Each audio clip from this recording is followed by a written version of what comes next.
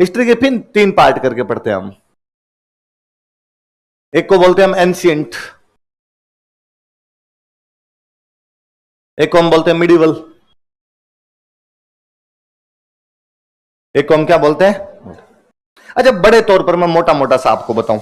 अच्छा, कितने ऐसे लोग रहे आपके जिनके 12th में या ग्रेजुएशन में हिस्ट्री सब्जेक्ट रहा हो? अच्छा, ये 12th में रहा है, ग्रेजुएशन में किस, चल अच्छा, ऐसे कितने लोग जिन्होंने हिस्ट्री के अंदर पोस्ट ग्रेजुएशन कर रखा हो? ऐसे तो होंगे नहीं सर, टाबर टाबर ही हो आप तो। अच्छा, कर रखा है, पोस्ट ग्रेजुएशन में भी हिस्ट्री रहा है। चलिए, अच्छा 10th तक तो सबने पढ़ी होगी, ऐसा तो कोई बंदा ही नहीं अपने जैसे। और हिस्ट्री एक ऐसा सब्जेक्ट है भारत में जो सबको अच्छा लगता है। अब आप हम कह सकते हैं नहीं सर मुझे इतना अच्छा नहीं लगता था, तो उन दिनों में इंटरेस्ट नहीं दिखाया होगा, अब आ जाएगा, पर आएगा, हिस्ट्री में इंटरेस्ट आता है। मैं इस बात को और सरल तरीके से बोलूं तो कहानियां सुननी सबको अच्छी लगती है ना। आप 10th तक को छोड़िए, वहां तक हो सकता है आपको एसएसटी में नंबर कम आए हो, इस वजह से आपकी वितृष्णा उत्पन्न हो गई हो उधर से, पर कभी छोटे थे घर में, कभी दादी जी ने नानी जी ने कहानियां सुनाई हो, तो कोई बच्चा ऐसा नहीं होता जो नहीं कहेगा मुझे कहानियों में मजे नहीं आ रहे, कहानियों में उसको मजे आते हैं। हिस्ट्री प्रत्येक भारतीय के मन में कहीं ना कहीं थोड़ी बहुत घुली मिली सी होती है। 10th तक जब भी आपने हिस्ट्री पढ़ी, या जिनके 12th या ग्रेजुएशन में रही, या किसी ने आप में से पोस्ट ग्रेजुएशन की होगी, हम जब हिस्ट्री पढ़ते हैं तो नॉर्मली हिस्ट्री में जब शुरू करते हैं तो हिस्ट्री में कुछ ऐसे नाम आते हैं हमारे सामने। नाम आएंगे चंद्रगुप्त मौर्य, अशोक, कनिष्क, हर्षवर्धन, रुद्रदामन, नरसिंह वर्मन, इस प्रकार के नाम चलते रहते हैं। अब लगता है अच्छा अच्छा ये थोड़े नाम बड़े बड़े हिंदी जैसे नाम, लंबे चौड़े से नाम आएंगे। थोड़ी देर में टोन चेंज होती है नाम की, और नाम आते हैं अलाउद्दीन खिलजी, मोहम्मद बिन तुगलक, मुंतखब उत तवारीख, फुतुह उस सलातीन। हाँ, नाम चेंज हो जाते हैं, टोन चेंज हो जाती है। जहांगीर, शाहजहां, औरंगजेब। आपको लगता है मामला गड़बड़ तो हुआ है, बोल स्विंग होनी जो शुरू हो गई है। अब इधर नरसिंह वर्मन नहीं आ रहा है, इधर कोई दूसरा आपके मिन्हास उस सिराज आ रहा है। इधर बंदे का नाम कालिदास था, इधर बंदे का नाम है जियाउद्दीन बर्नी। उधर किताब का नाम आ रहा था मालवी का अग्निमित्र, इस बार किताब का नाम आ रहा तारीख फिरोज शाही। मामला गंभीर है। थोड़ी देर वो गंभीर मामला चलता है, आप उससे एडजस्ट होने का प्रयास करते हैं, इतने में फिर नाम चेंज होते हैं। नाम आते हैं Warren Hastings, Lord Cornwallis, Lord William Bentinck, charter act of 1833, queen Victoria declaration. आपको लगता है इस बार फिर कुछ ना कुछ लोचा उत्पन्न हो गया है। इसका मतलब पहले कुछ हिंदी नाम आ रहे थे, फिर कुछ फारसी नाम आ रहे थे, फिर कुछ इंग्लिश नाम आ रहे थे। यही है, ये हमारा एंशिएंट मिडिवल मॉडर्न है। जब तक वो हिंदी नाम आ रहे थे वो क्या है हमारा, जब वो फारसी नाम आने शुरू हुए वो क्या है हमारा, जब वो इंग्लिश नाम आने शुरू हुए वो क्या है। बड़ा बड़ा सा हिस्ट्री का विश्लेषण अंग्रेज करके गए थे। ऐसा जेम्स मील नाम करके अंग्रेजों का एक बंदा था, उसने हमारे इतिहास को 3 भागों में बांटा। कितने भागों में बांटा? कौन कौन से 3 भाग किए उसने? Ancient, medieval, modern. हिंदी में बोले तो अपने प्राचीन भारत, मध्यकालीन भारत, आधुनिक भारत। आप सुनिए वापस, किसने बांटा ये सब? जेम्स मील। कौन था वो? अंग्रेज। कौन था? अंग्रेज। तो उसने कहा कि एक था इनका प्राचीन जिनमें हिंदू थे, एक था इनका मध्यकाल जिसमें मुसलमान थे, राजाओं की बात करता हो, और एक था इनका आधुनिक जिसमें कौन थे? अंग्रेज। वो खुद कौन था? तो उसने कहा आधुनिक तो तुम तब हुए हो जब हम आए, इससे पहले तुम लोग आधुनिक है। वो कहना चाहता कि साहब हमने पैंट पहननी हमने सिखाई है आपको, इससे पहले तुम्हारी उन एयर कंडीशनर धोतियों में तुम्हारी जिंदगी गुजर गई थी। कि ढंग के कपड़े पहनने, ये पैंटें पहननी, ये सब हमने सिखाई है। हमने तुम्हें मॉडर्न बनाया, हमने तुम्हें क्या बनाया है? आधुनिक बनाया। अगलों ने इतिहास लिखा तो अपने हिसाब से उन्होंने ये बातें लिखी कि साहब भारत को आधुनिक किसने बनाया? अंग्रेजों ने बनाया। ये तो इंडियन हिस्ट्री की जब बात कर रहे थे तब हम ये पढ़ रहे थे। अपने भी जब हम पढ़ेंगे तो यही पढ़ेंगे। जब अपने एंशिएंट पढ़ेंगे तब अपने पास एंशिएंट में ज्यादा जानकारियां है ही नहीं। एंशिएंट, राजस्थान के एंशिएंट 2 दिन का टॉपिक है। कितने दिन का टॉपिक है? 2, केवल 2 दिन। 2 दिन के अंदर अपने राजस्थान के एंशिएंट की जितनी बातें आरपीएससी पूछती है उतनी बातें अपने पढ़ लेते हैं। थोड़ा धीमे धीमे करें तो यूं थोड़ा इज्जत देने के लिए कि यार अपने राजस्थान की एंशिएंट है, थोड़ी इज्जत दे दो इसको। तो 3 दिन, 3 दिन के बाद तो एंशिएंट खुद ही कहती है अब मत खींच, अब कहां लेके जाएगा मुझे। राजस्थान की जो कारण है उसका कि हिस्ट्री हमेशा एविडेंस के आधार पर लिखी जाती है। किसके आधार पर लिखी जाती है? एविडेंस 2 प्रकार के हो सकते हैं। एक हो सकते हैं आर्कियोलॉजिकल, एक हो सकते हैं रिटन। कौन कौन से दो हो सकते हैं? आर्कियोलॉजिकल और रिटर्न। दो मैं बताऊं। आर्कियोलॉजिकल का मतलब क्या हुआ? जमीन खोदी, भाटे निकले, वो भाटा कब का है? कोई लाश निकली, वो लाश कब की है? नीचे कोई बर्तन निकला, वो बर्तन कब का है? ये तो अपने आप में कैसे एविडेंस हो गए? आर्कियोलॉजिकल। कैसे एविडेंस है? आर्कियोलॉजिकल एविडेंस है। एक दूसरा एविडेंस है रिटर्न, लिखित। बुक मिल गई, एक पूरी की पूरी बुक है, और उस बुक में राजा के बारे में सब कुछ लिखा हुआ है। राजा कब पैदा हुआ, कौन सी लड़ाइयां लड़ी, कहां गया था, कौन सा किला बनवाया था। दो प्रकार की चीजें मिलती है। ये जो एंशिएंट हिस्ट्री हमें जो भी मिलती है, इसके बारे में हमारे पास में रिटन एविडेंस कम है। क्या कम है हमारे पास में? तो फिर हम केवल कैसे एविडेंस मिले? आर्कियोलॉजिकल। और आर्कियोलॉजिकल पे तो आपको देख के बनानी पड़ेगी कि यार ये उस टाइम का है। अलग अलग पद्धतियां होती है, उन पद्धतियों से निकालना पड़ता है कि उस टाइम का हो सकता है, और उस टाइम लोगों ने इतना बड़ा मटका यूज में लिया है, तो क्या करते होंगे मटके का। तो उसके बारे में स्टोरियन अपने अपने अलग अलग व्यू देते हैं। यार मुझे लगता है इस मटके में ये काम किया जाता होगा, दूसरे कहते हैं नहीं नहीं यार मुझे लगता है ऐसा नहीं, वो कुछ ऐसा करते होंगे। ऐसी अलग अलग चीजें मिलेगी। अब ये वाला जो इन दोनों में से मुझे बताओ कि आर्कियोलॉजिकल ज्यादा मिल सकता है, रिटर्न ज्यादा मिल सकता है एविडेंस? कभी भी आर्कियोलॉजिकल ज्यादा मिल जाएगा, ज्यादा मिल जाएगा। धरती कहीं खोदो वहीं पे मटके मटके मिलेंगे, धरती कहीं खोद लो वहां नीचे से एविडेंस मिलने लग जाएंगे। किताबें ज्यादा मिलेगी हमेशा। क्या ज्यादा मिलेगी? भाई राजा महाराजाओं ने, राजा क्या जाता था, राजा बैठा है, राजा ने कहा ओए कल लिख के लेना रे, शुरू हो जा कल से लिखना। आपने बंदा लिख के 10 साल में लिख के लाके देता था, राजा जी फलानी किताब लिख ली, राजा अपने म्यूजियम में रखवा दी। तो रिटन एविडेंस हमारे पास में खूब सारे हैं। तो रिटन एविडेंस खूब सारे हैं, इसलिए मिडिवल हिस्ट्री सबसे लंबी है। अपने जो भी हिस्ट्री पढ़ते हैं उनमें सबसे लंबी कौन सी है? राजा महाराजाओं का टाइम। राजा महाराजाओं ने किताबें लिखवाई तो उनके अंदर हमें उस हिस्ट्री की जानकारी मिलती है। आर्कियोलॉजिकल वाले इतने एविडेंस नहीं मिलते, चल रही है खुदाइयां लगातार चलती रहती है, इसलिए वो थोड़ी अपने को क्या मिलती है? कम मिलती है ना। तो एंशिएंट छोटी है, मिडिवल उसकी तुलना में क्या है? बड़ी।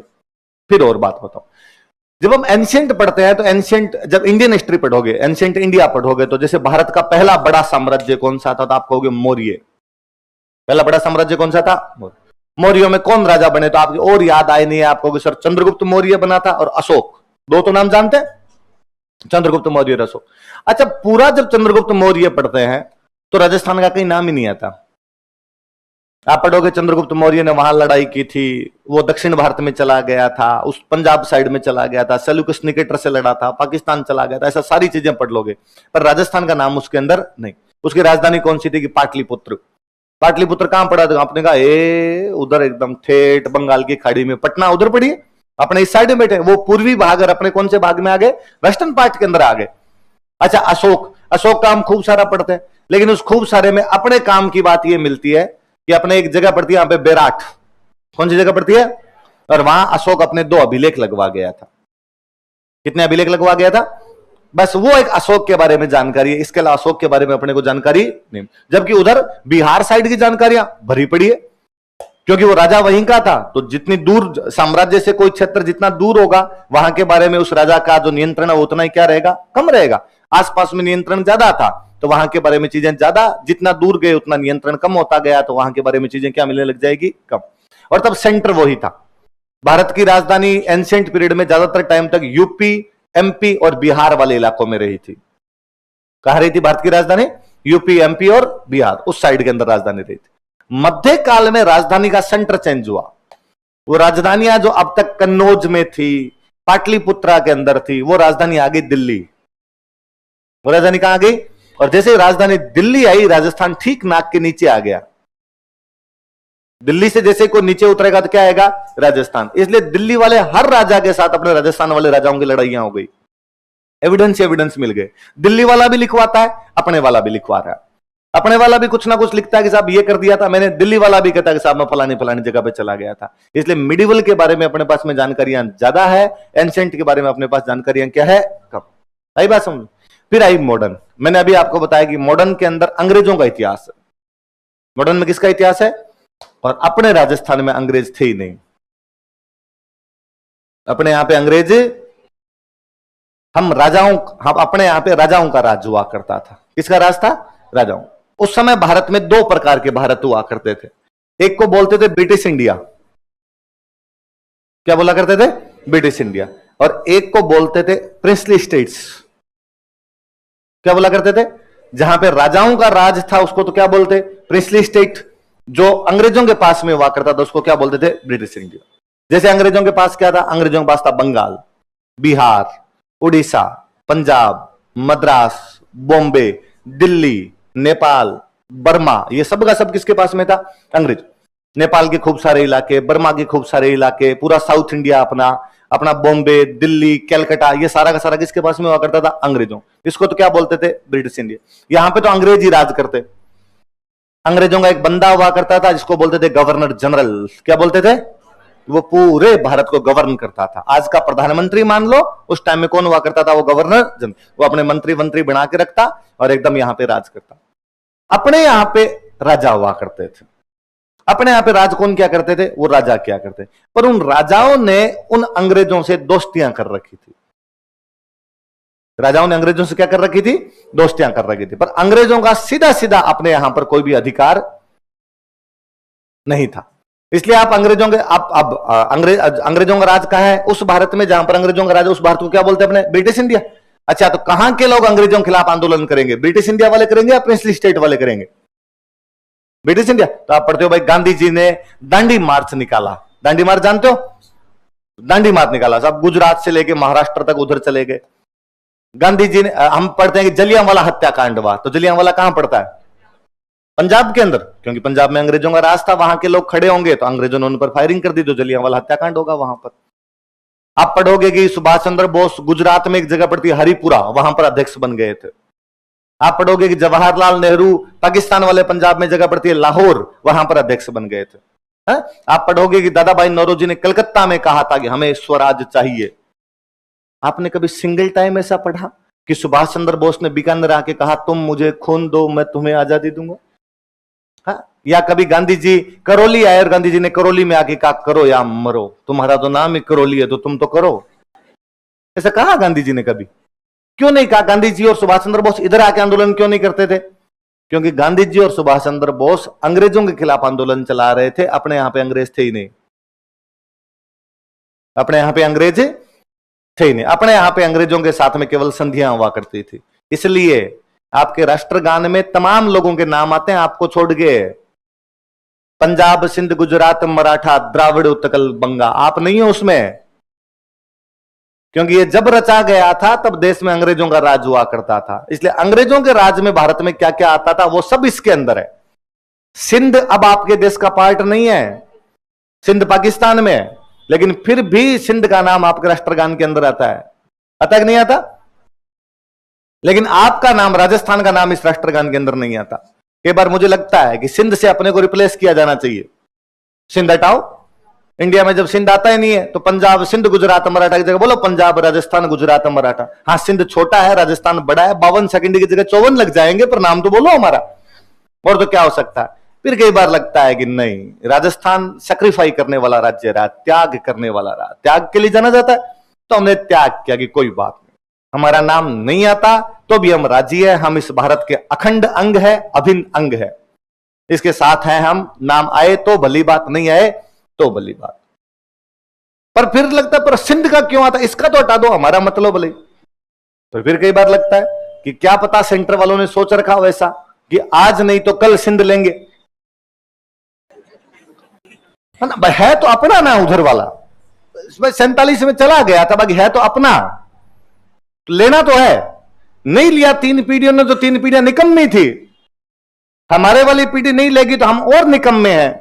क्या पता अगली पीढ़ी इतनी बलशाली निकले जो उधर वाले पे कब्जा करे, और जब उधर वाले पे कब्जा कर लेंगे तब कम से कम राष्ट्रगान तो चेंज नहीं करना पड़ेगा। हम कहते हैं भाई सिंध पहले भी था, सिंध अब भी आ रहा है हमारे तो यहां पे, तो सीधा सीधा चलता रहेगा। इसलिए राष्ट्रगान को चेंज अपने नहीं करवाना। अपने सोचना यह है कि सिंध को कब लेना है, 10 साल 20 साल कितना लग सकता है, पर लिया जाना चाहिए। उधर वाला अपने पास में है। सिंधु नदी गिरती है भाई हमारी जाके उधर, पूरी हमारी नदी उधर जाके क्यों गिरे? हमारी नदी को हम ही रख लें, इधर का इधर रख लें, तो उधर वाला इसलिए अपने इधर नाम आता है। पहले बड़ी बात तो मॉडर्न की, ये जो मॉडर्न के अंदर हम पढ़ेंगे आंदोलन अपने यहां पर भी। भाई इंडियन हिस्ट्री में मॉडर्न में हम क्या पढ़ते हैं? अंग्रेजों के खिलाफ कौन कौन से आंदोलन हुए? तो किसी का सवाल हो सकता है कि सर आप कहते हो जब अपने यहां पर अंग्रेज थे ही नहीं तो अपने तो आंदोलन भी नहीं हुए। आंदोलन नहीं हुए तो फिर क्या पढ़ेंगे हिस्ट्री के अंदर? पर हमने आंदोलन राजाओं के खिलाफ कर लिए। आंदोलन हमेशा सत्ता के खिलाफ होते हैं। किसके खिलाफ होते हैं? कोई भी सत्ता होती है वो कभी भी लोगों को 100% राजी नहीं कर सकती। अंग्रेजों की सत्ता थी तो लोग नाराज रहे, तब ज्यादा नाराज रहे होंगे। अब सत्ता थी, आप सारे लोग राजी हैं। अब देश में कोई आंदोलन नहीं होता है। आप कहोगे सर ऐसा कोई दिन नहीं जाए जब अपने देश में किसी बात के लिए आंदोलन नहीं हो। ये आंदोलन किसके खिलाफ होते हैं? क्या सरकार के खिलाफ नहीं है? राजस्थान में कोई आंदोलन होता है, राजस्थान की सरकार के खिलाफ है। नेशनल लेवल पे कोई होता है तो केंद्र सरकार के खिलाफ आंदोलन होता है ना। आप भी बहस ऐसे कैसे पहले हुआ करते थे। राजाओं के खिलाफ आंदोलन होंगे वो हम राजस्थान में पढ़ लेंगे, अंग्रेजों के खिलाफ जो आंदोलन हुए वो हम इंडियन हिस्ट्री के अंदर पढ़ लेंगे। आई बात समझ में? तो मतलब कुल मिला के बात ये भी, इसके अंदर तो हम पढ़ेंगे बाटे, पत्थर क्या पढ़ेंगे, कहां कहां से क्या क्या पत्थर मिले, उन पत्थरों पे क्या लिखा हुआ है या उन पत्थरों से हमें क्या समझ में आता है। इधर हम पढ़ेंगे राजा महाराजा, मिडिवल के अंदर क्या पढ़ेंगे, राजा महाराजा। इधर हम पढ़ेंगे आंदोलन। क्या चीजें पढ़ेंगे? अच्छा आप बताओ, देखिए इन तीनों में सबसे बड़ा कौन सा होगा? मिडिवल होगा, क्योंकि इसमें राजा महाराजा। फिर मैंने बताया कि पूरी की पूरी कल्चर किस पे डिपेंड करती है, हमारी राजा महाराजाओं पर। भाई मैं हमेशा कहता हूं कि आपका कोई दोस्त जयपुर आए और आपको आप कहेगा यार मुझे जयपुर घूमना है, मुझे जयपुर घुमा के लाओ, तो आप कहोगे हाँ मैं घुमा दूंगा। तो आप कहां ले जाना पसंद करेंगे उसको? आप कहोगे मैं तुम्हें नाहरगढ़ दिखा दूंगा, जयगढ़ दिखा दूंगा, आमेर का किला दिखाऊंगा, अल्बर्ट हॉल दिखाऊंगा, हवा महल दिखा दूंगा तुझे, जल महल दिखा दूंगा। यही तो है। आप पढ़ोगे आमेर का किला मान सिंह ने बनवाया, जयगढ़ का किला जय सिंह ने बनवाया, नाहरगढ़ का किला जय सिंह सेकंड ने बनवाया, हवा महल का किला प्रताप सिंह ने बनवाया, अल्बर्ट हॉल राम सिंह ने बनवाया। जब तक इनके बारे में नहीं जानेंगे, क्या इन हवा महल, अल्बर्ट हॉल, आमेर, इनके बारे में पढ़ा जा सकता है? नहीं पढ़ा जा सकता। तो आज हम हमारी जो हिस्ट्री शुरू करेंगे वो मध्यकाल से करेंगे। कहां से करेंगे? हेडिंग डालिए, राजस्थान का